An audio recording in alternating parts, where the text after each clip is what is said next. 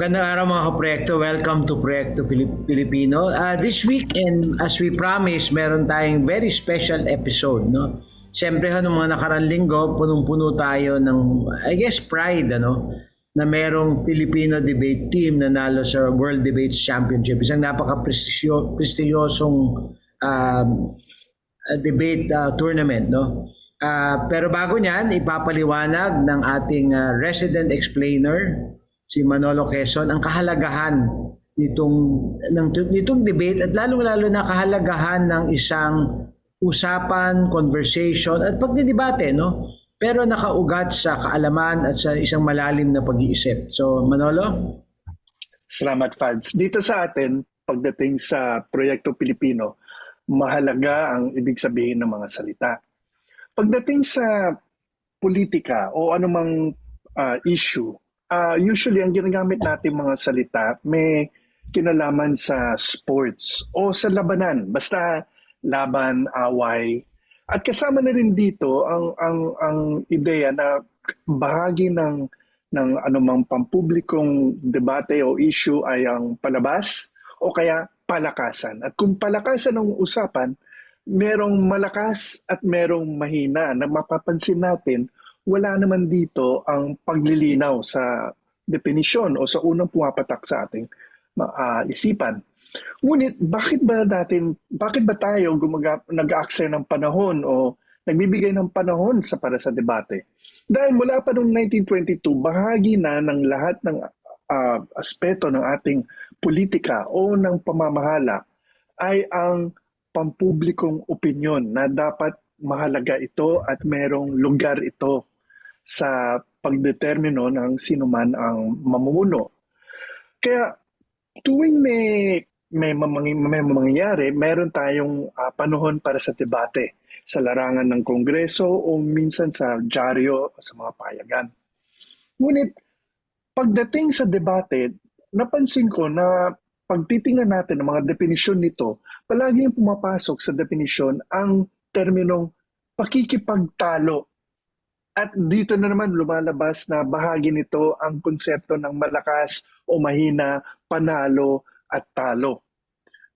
Dahil, syempre, merong ding, there's something at stake. Sinabi nga ni Ramon Magsaysay, pagdating sa pamamahala, kaya ba natin i-depensa ito sa Plaza Miranda? Kaya ba natin ito i-depensa pagharap natin sa publiko? At ang nawawala dito, minsan, pag sports ang ginagamit nating analogy o kapangyarihan lang ang lente na ginagamit natin, ang publiko sa pagdating sa mga politiko, botante, o sa anumang issue, ang nakikinig at ang maghuhusga. Pipili tayo ng panig, pro at anti. Paglalaban ng bawat panig ang kanilang pananaw. Ngunit sa dulo nito, merong huhusga at merong gagawa ng panibagong opinyon base sa debate. At ang lumalabas na isang magandang pagpupuntahan ng lahat ng mga debate ay ibalik natin sa issue. At issue na nakapako sa hamon ng ating lipunan. At kung ito ang magiging panibagong lente natin, hindi na ito magiging bagay tungkol sa sino man ang talo o panalo, kundi magiging panalo lahat tayo sa pamamagitan ng pagninilay ayon sa debate. Fans? Maraming salamat, Manolo, at yan, sana napakagandang introduction ng kahalagahan ng debate, no? Kaya ngayon, welcome na natin ang ating mga kaproyekto, si Carlo, si Leloy, welcome. Morning. Hi, Fads. Hello, so Leloy, ikaw na ang si Leloy dating member yan ng Ateneo debate team nung kanyang kabataan. Bata pa naman si Leloy, no? So Leloy, can you do the honors of introducing our two the world champions, diba? Siguro, Father, I've never been prouder to introduce guests dahil buhay ko rin to nung college. I was a college debater and I was a member of the same organization at Ateneo Debate Society. At multiple times din ako nag-compete dun sa napanalo nilang competition, yung World Universities Debating Championship. And I have an idea of how hard it is to merely land in the finalist teams dun sa competition na yun. And I can't imagine how difficult it must have been to actually win it, because this is the Olympics of the debating. So you have hundreds of teams, and then yung hundreds of teams na yun magko-compete sila for 9 rounds, and then from yung 9 rounds na yun mababawasan yung hundreds of teams na yun into 48 teams, tapos magiging 32 teams octofinal, magiging 16 teams quarterfinal, magiging 8 teams semifinal, and then finally 4 teams sa final. And one of our guests has made it to the finals 2 times before, pero ngayon lang siya nanalo, si David. Pero this year, nanalo ang Ateneo, nanalo ang Pilipinas. Only the second time an Asian team wins the World Universities Debating Championship, and the first time, of course, for Southeast Asian and Philippine team to win it. So I'm very, very proud to introduce our current world champions, currently the best debaters in the world, David Africa and Tobi Leung. Welcome to Proyekto Pilipino. Glad to be here. Welcome, David. Welcome, Toby. Okay, so simulan na natin ang ating conversation. Hindi tayo magdidebate, David, Toby. baka kaming tatlo, si Manolo, ako at si Carlo, talo kami. Kung sasali sa inyo si Leloy, talon-talo kami, di ba? So, okay. So, kagaya nga yung nabanggit ni Manolo, yung kahalagahan talaga ng debate, no, sa ating lipunan. Yung kahalagahan ng isang hindi naman ito, no, hindi ito yung debate na kanya-kanyang opinion lang na wala nang masyadong panunuri at pagninilay, Pero siguro baka una sa lahat, bago natin kumbaga tahakin yung usapan na yan, siguro baka pwedeng bigyan tayo ni David at ni Toby ng kanilang karanasan doon sa, I'm sure gusto marinig ng ating mga kaproyekto kung ano yung dinaanan ninyo, yung paghahanda, yung nerbyo. Preparation, oo. Oo, di ba? So, David, Toby? I can go first, I guess. We went through a very long preparation period in the lead up to the tournament.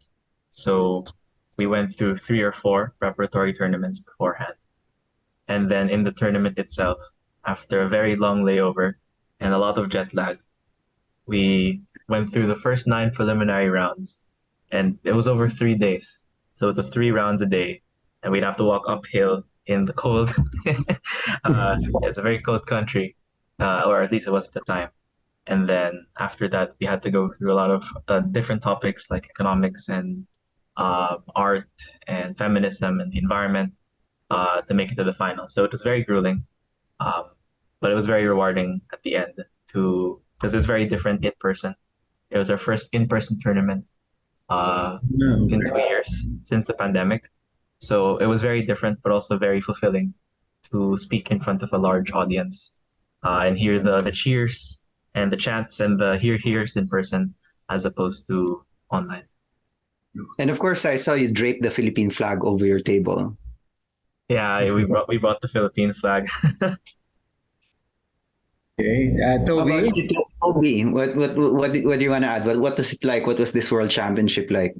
So we've been preparing for siguro mga 1 year. So after the last edition of the tournament, which was hosted online, Belgrade, we had the tryouts process maybe like a month after that. And that's where me and David learned that we'd be partners for this. And we went to a bunch of online tournaments in the lead up. So we did an online edition of the Asian Championships together. We did a bunch of different intervarsities and different universities. Then finally going to Madrid, it was long. We had to go get our visas, syempre, which was a nerve-wracking process because we had such a hard time trying to get an appointment. And finally we got one in December, so only a few weeks before the trip itself. Then we had to book all our flights, all of the accommodations, all of the preparation.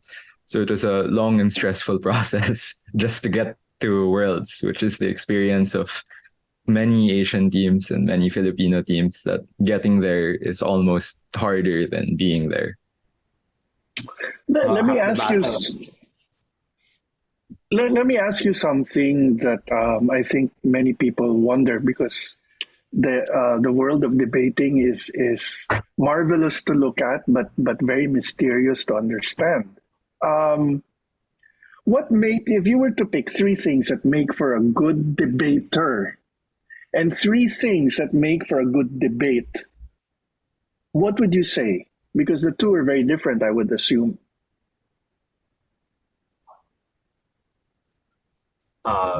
maybe I can take the debate, or Toby can take the debate. For me, what makes a good debater, the first and most important is you have to listen. Um, you will, one, not have a good speech if you're not responding to the proper arguments that are coming in. If you're not listening and you're not paying attention, your speech will just not land in the round.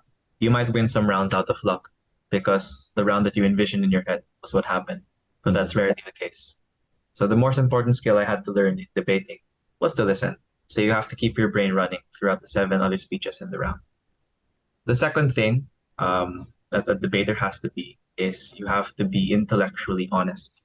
So it tends to be easy, and it might even be advantageous to misrepresent other teams' cases deliberately, or to come up with an argument that at face value might be accepted, but is itself dishonest. An example might be using up fake facts or fake examples in order to prove an argument. And the reason for why that makes for a bad debater, and why the obverse of being honest makes for a good debater, is because you will not learn to make good arguments that way. You will make arguments that will make you win in low-level rooms, but when it comes to fighting the best of the best that can criticize these and tear these apart, will not succeed. The third and final thing that I think makes a good debater is you have to be willing to learn. So it's an openness to learning, to read articles that you might not agree with, to read up on motions or topics you don't think are important or that you've never seen before. One of the things I've integrated into my daily life is to subscribe to mga YouTube channel that are about news. So I don't like to read news articles because I'm medyo lazy. But I love to binge watch YouTube while I work on the background, or kahit like I'm there for 3 hours on the bed, I just watch YouTube. So I just subscribe to the channels that teach me about the world or about recent conflicts, stuff like that. So 3 things. Thank you, David. Ganda, ganda. Toby? As per what makes for a good debate, I think the unang-una sa lahat, and what we always tell novices entering, is it has to be engaging. And what we mean by that is you have to honestly respond to what the other side is saying. There are so many times, when you enter the sport and you see different kinds of debates, you'll notice that, especially in novice rooms, people tend to ignore what the other side is saying, tend to focus only on their own arguments, tend to, like what David said, misrepresent or lie about what the other side is saying. And that's not a good debate, because everyone knows that that's not what's being talked about and you're not achieving anything. I think even in the public sphere, we see this all the time on social media. It devolves into ad hominem. It devolves into layers upon layers of fake facts, layers upon layers of insults. And nobody's really going back to the point of discussion, which is why you never get anywhere. The second thing is it has to, I think, especially in the context of competitive debate, be a little bit entertaining. So this is something me and David rediscovered when we came back in person, which is very different from the online. There's still the core elements of public speaking. You have to know how to speak to an audience, how to get them to want to listen, how to use tone, how to use vocal control. All of these things were a little less important in the online era of debating, because you can't really show your gestures as much, you can't grandstand as much. But there's such a big impact, there's such a big effect on a member of the audience just watching someone in person. And you can feel it. You can feel when a speaker is passionate. And that's definitely something that debaters still have to master. And the good debate is one where everyone is doing that, where every speaker is compelling you. You can really feel like you're part of it. You can feel what they're going through. I'd say the third and final thing is that it has to be understandable to an average person or a layman. So the other temptation with debaters, especially those who are very knowledgeable in their field, many of our opponents were PhDs, were grad students who do this for the research. They do this for their studies. So they know a lot about the topic, but what they often struggled with was communicating it to a person who's not in that field. So how do you communicate the complex economic mech? How do you communicate the most radical feminist theory or whatever you're going for? And that takes a lot of skill. You have to learn how to simplify your thoughts and how to make them more broadly appealing.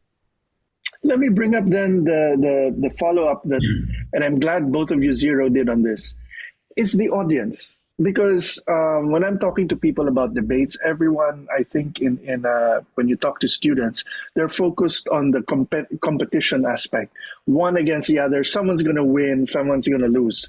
But what about the audience and your view of the audience? So, what, to your mind,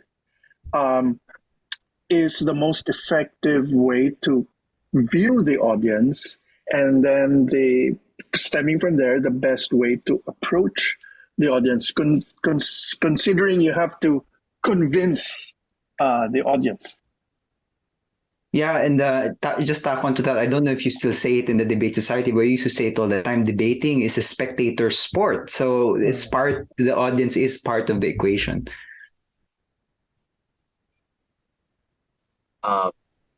From a debater's point of view, the way I view an audience and what I found to work throughout the years with many different judges is you have to assume they are from a position of disinterest. They are not yet in the position that you are in, where you're invested in the debate. So you have to explain to them why this matters. In debating, we call that impacting or weighing an argument, why something is important. But that also has a very real human effect. When you're a judge or even just someone watching, you might not care about, for example, the loan conditions that the IMF might set. Or you might not care about what impact a certain housing policy has. But if you can explain to them that these loan conditions have very real effects, how much you pay on taxes, these housing policies can affect if you can move to the city and how expensive rent is. You can explain that these things are important. So that's my thought, that the audience is at the beginning disinterested, and your journey as a debater should be to get them interested, and in the specific way that makes your arguments win. Of course, in the debate, but in the real world, it should be what makes the truth win. In terms of how you should approach it, I think the best way to convince an audience is just to be honest. I think audiences, I've learned, tend to be more responsive to something that is grounded in reality, something that they can experience themselves. There's plenty of abstract theory or content on something, and you can speak at that at length for many hours. But that will typically be less persuasive than walking someone through the life of a person that has to go through discrimination or oppression or has to go through an oppressive housing policy. All of these things need to be spoken to them with honesty because they can understand it too. They're intelligent too. But you have to, make the first step. I'm trying not to speak like a lolo here who's remembering my days with society. Pero nung panahon namin, meron kaming dalawang track sa debating. Meron kaming varsity track, yung competitive track ng Ateneo Debate Society, tsaka yung non-varsity track. And the reason why we place a lot of effort in developing the curriculum for the non-varsity track is naniniwala kami na kahit hindi ka magko-compete, in other words, kahit hindi ka competitive debater, just by joining competitive debates kahit sa school lang, kahit hindi ka lumabas, marami kang matututunan na skills but also values that are inherent in debating. And so I wanted to ask our guests, well, una meron pa ba nun? Pangalawa, for those people na, they don't want to become world champions, they don't want to become Asian champions, they don't want to compete, they just want to try out debating and see, how it fits in their life. Like, what are the benefits of debating for people, even if they're just dabbling in it or just learning it to gain some skills? So for the first one, we still do. So we still have the track system. We've actually expanded it. So it's 3 things now. When you join the ADS, you can become a competitive debater. You can learn to judge and become an adjudicator, and you can learn to be on what we call the organizational strand. So organizing rounds, handling the logistics, because these are big events and there's a lot to learn from there. I think there's a lot that the average person can take away from debating. Just me personally tracking how it's changed my mindset and my approach to issues. I think there's so much there already. The first is you learn to criticize your own worldview, your own stances. And when you're a novice debater, you're put on the side of emotion that you don't personally agree with. It's very jarring to you. You have to debate against your own values and you think you're in the wrong. But when you practice doing that, when you practice taking a position that you don't initially agree with, you learn a lot more about the world. You learn a lot about how other people see the world. And I think that's an activity that the average person should engage with on a daily basis, right? You shouldn't allow yourself to cement into one position. Even when you're just walking along the street or when you're reading the news, you should always be thinking, well, what's my opinion on this? Why is that my opinion on this? What might someone else have to say on this? And I think debating teaches you or builds the habit of doing that. You're always thinking that things have two sides to them rather than just one. Or in the case of BP debating, they might have four sides to them. There are many different ways of seeing an issue. And honestly, I think that's something that the average person doesn't realize. We're taught, we grow up in echo chambers where everyone around us agrees pretty much with what we have. The second thing that I think debating is great for, even if you want to just engage with it casually, is it keeps you updated. It keeps you accountable.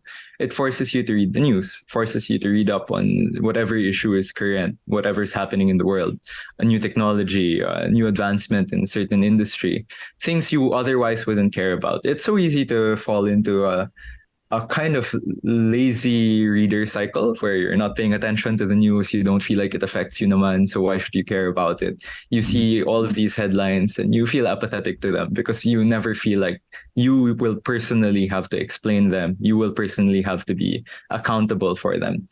And I think debating is great in the sense that it keeps you on your toes. You have to keep reading. You have to stay updated. And that's a skill I think everyone should have. Yeah.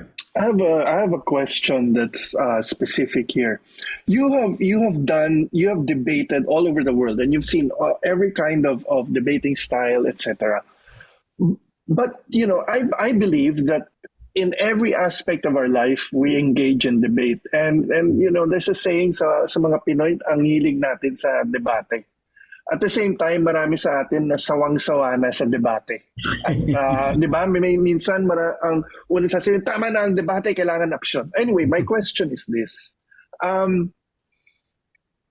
What is unique about Filipino debate?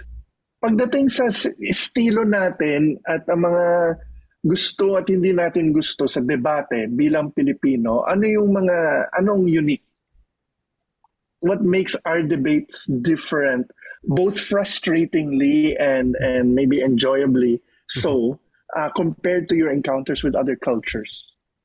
Manolo, after that, I have a follow-up question to Manolo's after that. He touched on something I want to talk about. Go ahead, David. Well, there's always a tendency to whine about whatever circuit you're debating in. Oh, this circuit doesn't have enough judges, or oh, this circuit is mean. But I think the unique thing about the Philippine circuit, I've talked about this at length with some of my friends, although I don't think I've ever said it anywhere public. I think the Philippine circuit, more than any other, actually has a very high burden of analytical proof, or I guess analysis, in that when you say something, it's kind of like, paano mo nasabi? How can you prove that this is true? There's a buzzword that we use that's used quite often, the middle analysis. There's an emphasis on proving step A to step B to step C. And so to succeed in Philippine debate, you can't make as many assumptions. This is in both ways good and bad. It's good because, of course, you're supposed to prove it very well. It's bad because some stuff is really just, how do you explain this with three underlying reasons if it's just true? How is it true? Oh, the GDP is increasing. This is just a fact. But of course, that's just my frustration as somebody that has to jump through the hoops. In general, may credulity issues tayo mga Pilipino, yung sinasabi mo. That's a good thing. I guess I can give a bad thing about Philippine debating. I don't think this will be too controversial. I think everybody can agree on this naman. Now, I think Philippine debating tends to be a little reputation based. Of course, this is true to basically every other sport in the world and every other circuit. But I think Philippine debating leans a lot on older debaters for advice and wisdom and assistance. And of course, that's good for keeping institutional memory. But this also has the byproduct of making it difficult to focus on the debate at hand if there are larger personalities and larger things at play. That is what I will say on that. Tobi. Hindi naman parinig yun sa amin, di ba? No. Okay, Tobi. So I think the Philippine circuit, we have a level of universal appeal.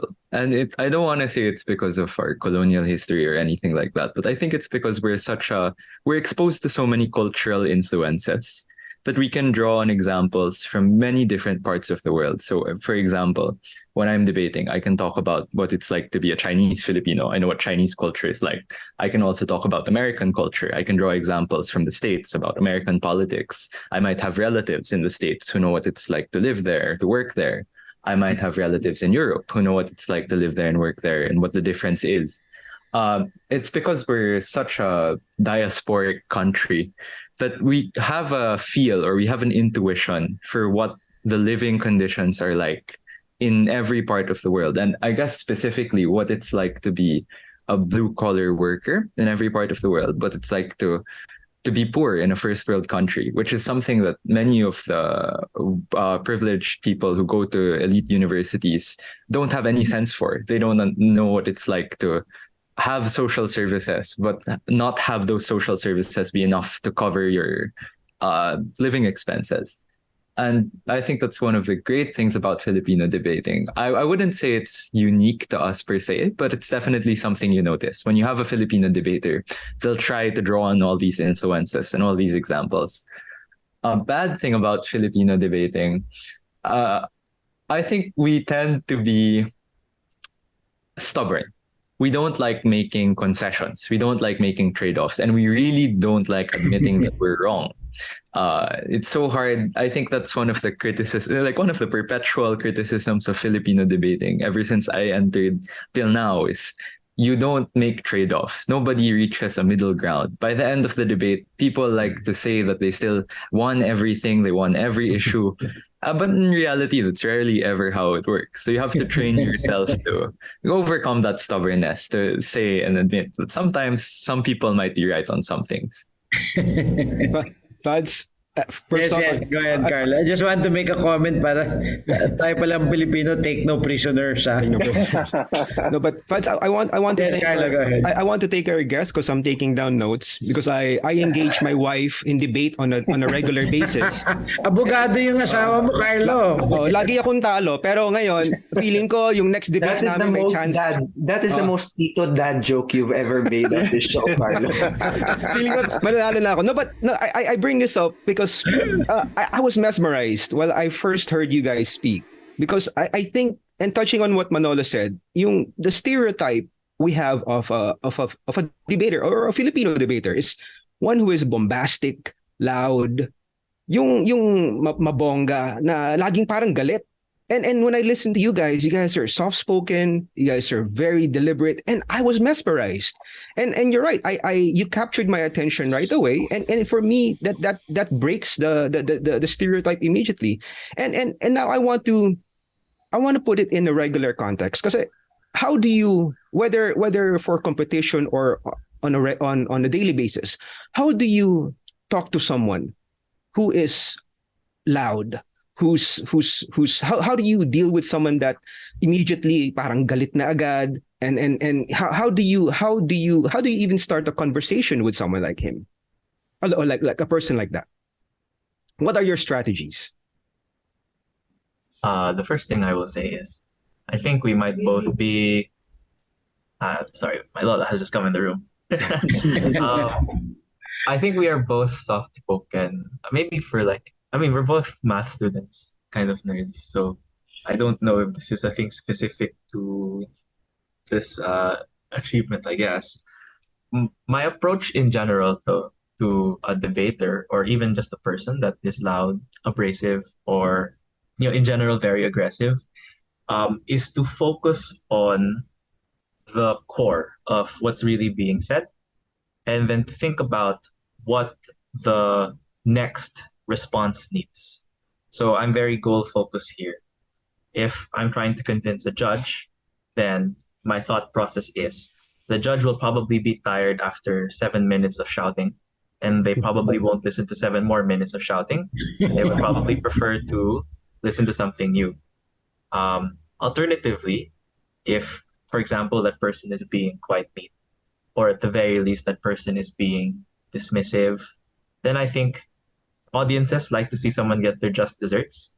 It's funny, and it's even nice to see someone make wisecracks or have their own words be turned against them. So when they say something mean against us, we can use those as sort of ironic echo. But that's in debates. And that's, of course, when your purpose is trying to convince an audience. If you're trying to talk to that person themselves, then my thought process is, you might want to ask where they're coming from. I think it's a little uncharitable to say that they're being mean because they want to be mean to you, when many people, when they're speaking about an issue, come from a very real experience. If it's for example, a parent or a friend that's very heated on an issue, then it might be because they have personal experience with that issue, or because they've always been taught it's right. This doesn't, of course, excuse that kind of behavior, but it speaks to how deep-rooted it would be. And it sort of makes me feel, one, a little bad about being mean to them back, because it's very understandable where they're coming from. If somebody challenged something that was core to my belief, I'd feel the same way. So my focus is understanding where they're coming from, and then trying to get them see where I'm coming from. Typically, we don't disagree on basic things. We both want people to be happy. We both probably care about society being prosperous. And it's just a difference of how we're getting there. So, in a long-winded way, essentially, convince the audience or try and see where the other person is really talking about where they're standing in the first place before we get into how they're being angry or aggressive. Thank you, David. Toby? Well, rule number one, if you live under the same roof, you might not want to fight back. Ayan, Carlo. That's a dress especially to you, Carlo. Pero I think in general, so tama na si David, there are two situations. The first is when you can't convince them and you're trying to convince the audience instead. So when you're fighting with someone on social media, when you're fighting with an angry parent and they really won't budge, they feel like they're in the right. Sometimes you want to show the audience how absurd they're being or how ridiculous they're being. And the best way to do that isn't to be loud back. So we have the tendency to think, no, we should shout louder, we should be angrier, and that's how we'll get the judge's attention. But that rarely ever works.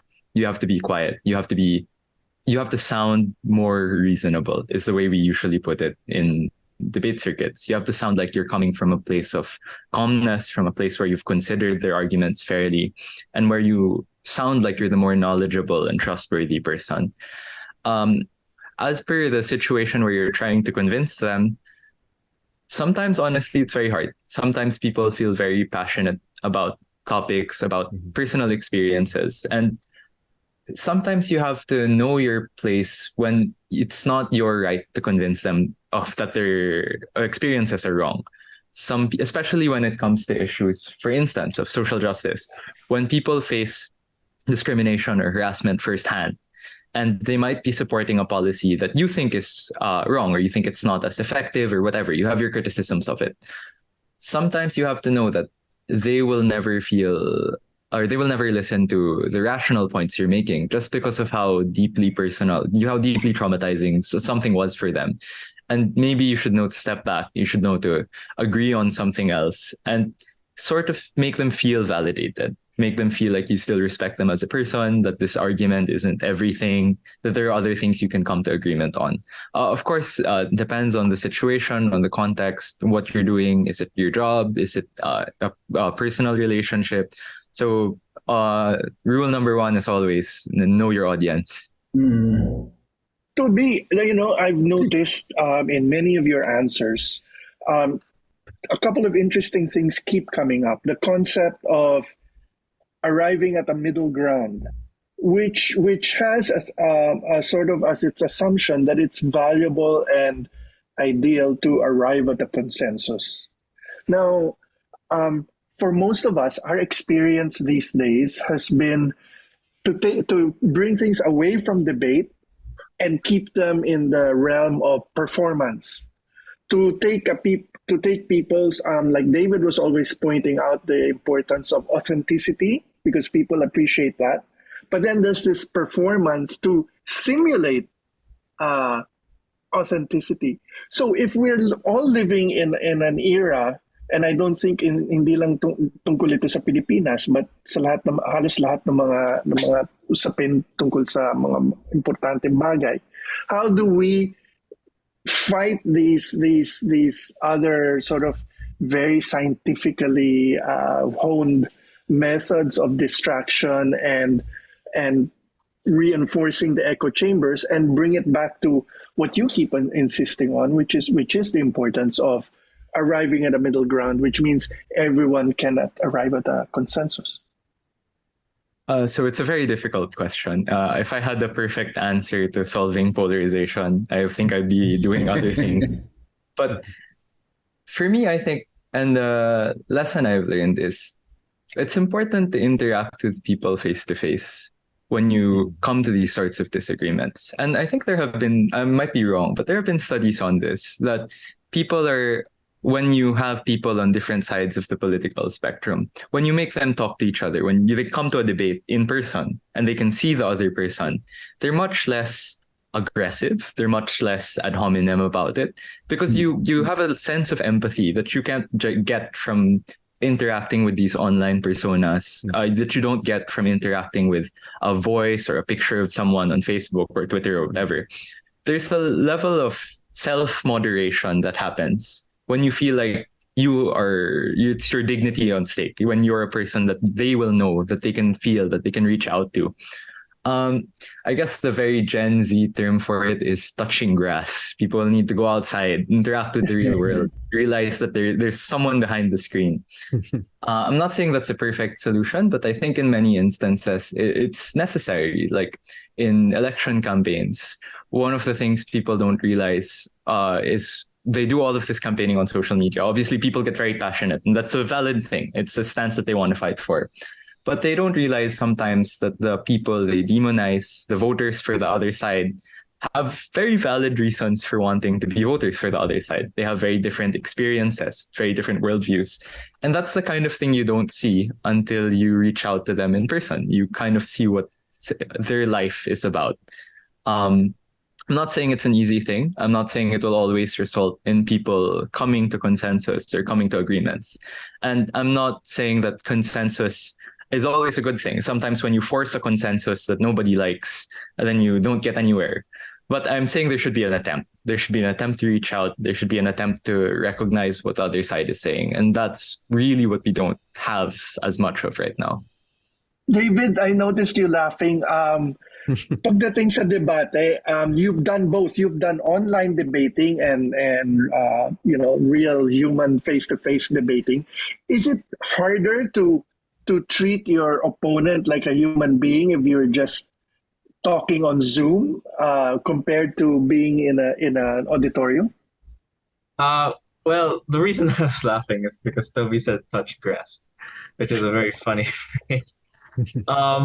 But yes, online debating is very different from on-site debating. I would say it's not necessarily worse because it might be harder to see them as people because, of course, they're pixels on the screen. There's so many more people you can meet. The diversity and the access of it is something that it's really, you can debate in, for example, the UK circuit for only €10, whereas now, or rather before, without online debating, you'd have to fly there, you'd have to get visa. You can meet people around the world, which is why when we went to on-site worlds, this was much more of a welcome environment because we had met some of these people before online. Some of the people that we were seeing in rooms, like, for example, some of the debaters from Harvard or Princeton, we had seen before. We had talked to. I've even become partners with them for an online tournament before. So it was pretty interesting. I wouldn't say it's better or worse. I would say it's a little different, but it has its perks.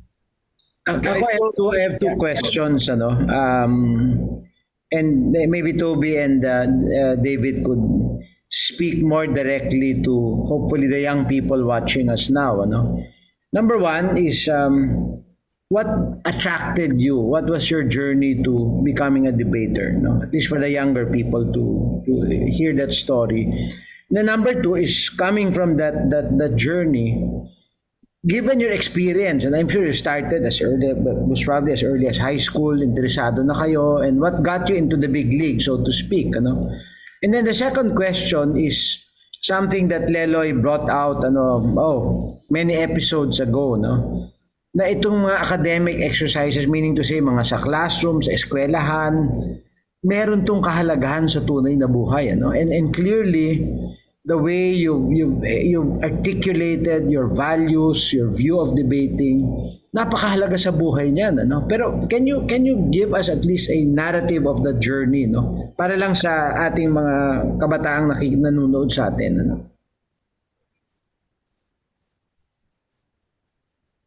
So I can start. I had a very different experience from David, I think. So I came from a regional high school. So I came from Pisay Cordillera. And we didn't really have a big debate circuit, or we had a debate club in school, but it was very different. It was very focused on public speaking and not so much the competitive debate as was existing in Manila and the worldwide standard of it. So it was the first time I attended a big national tournament was the high school championship, the Philippine Schools Debating Championship in about 9th grade. And we did terribly. So we lost to people who knew more, people who were older, and people who were better at debating. And I think that experience to me was very motivating. I got into debate, and I think what kept me in debate, I got into debate because I saw people who were older than me giving wonderful speeches, giving these great performances, and that appealed to me. I wanted to be someone that could persuade, someone that I guess it's a little bit of narcissism. You want to be in the limelight sometimes. But what kept me in debate is I wanted to prove something. I wanted to prove that my circuit could do it. I wanted to prove that someone from my background could do it. That these complicated ideas, that these long-winded arguments, that these very technical subjects were things that someone like me could engage with. That we shouldn't be excluded, that with enough training, with enough preparation, with enough education, anyone can learn and to come up with these complex arguments, and anyone can learn to appreciate them. Eventually, so how did I get into the big leagues? I joined the ADS in freshman year. Luckily, I knew many of these people, many of my seniors, many of the alumni from beforehand. I met them in tournaments. And then we started competing online at first, and then eventually in person with Madrid, and then the Asian Championships afterwards. I will say I'm fortunate to have an organization that has a very good support system for international debating. It wasn't always the case that Filipino institutions prioritized going abroad. Much of the time, for most of the history of the debate circuit, the attitude was, it's too expensive, masyadong mahal. Why would we pay for that? Matatalo naman tayo. What's the point of going abroad if we're not going to bring anything home? We might as well save our money and resources and debate here, debate in the national context. And while I'm not saying that's a right or wrong attitude, I'm sure it was a very reasonable thing to think at the time. I'm fortunate to have thrived in an era where that was no longer the mentality, where the mentality was, we can go abroad, we can do it, we can excel. And I think that's because of a lot of the alumni, a lot of the seniors who themselves did great things and started to break the boundaries little by little until we got to the point where we were willing to send teams to Madrid. We were willing to fund registration fees. And we had this great support system for people who thought they could do it, even if we were never assured that they would win, never assured that they'd bring anything home.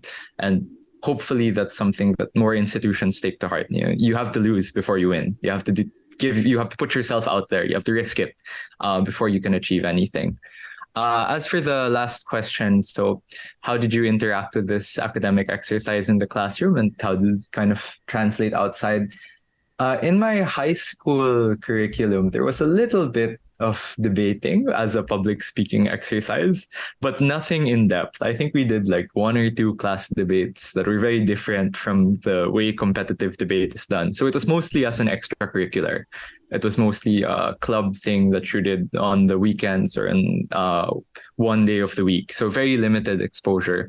But eventually, when I started competing, when I started getting into tournaments, I was more and more exposed to it, and more exposed to different training regimens, to people who really treated it like a full-time sport. So from an enjoyable hobby, an activity, it became more of a competitive thing. Similar to any other sport, you start by playing, eventually you get to competing.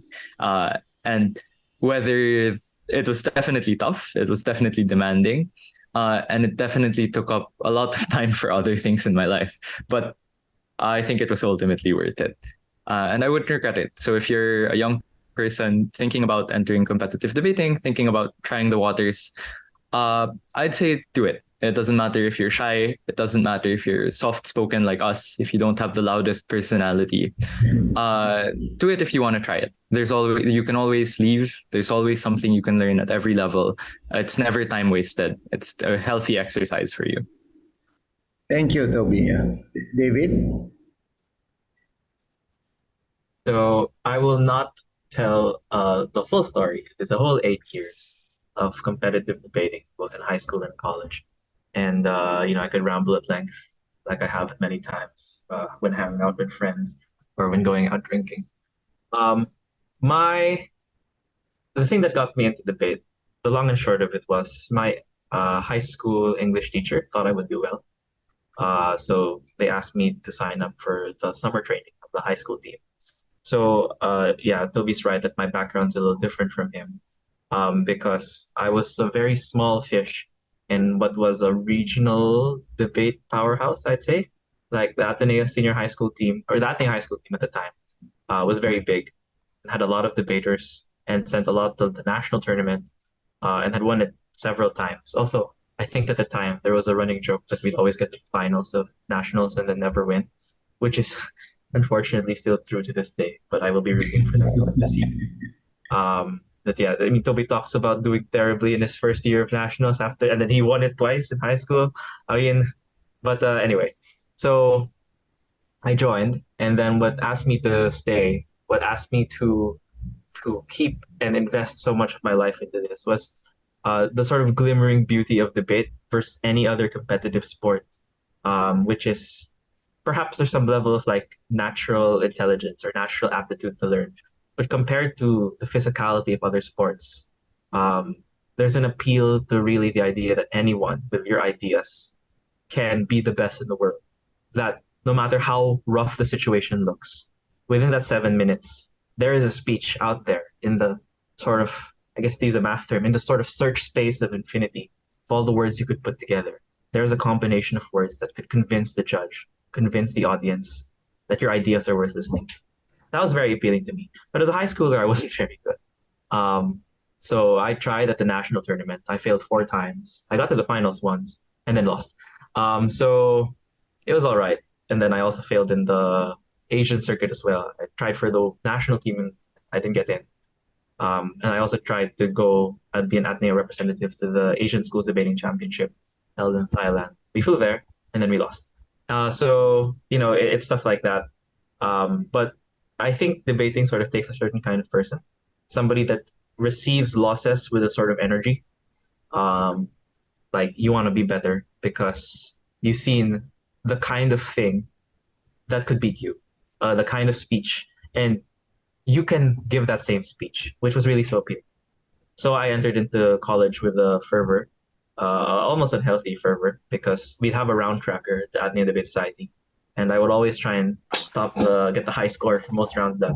I succeeded, and I made fun of my friends for it because they couldn't get a high score as me.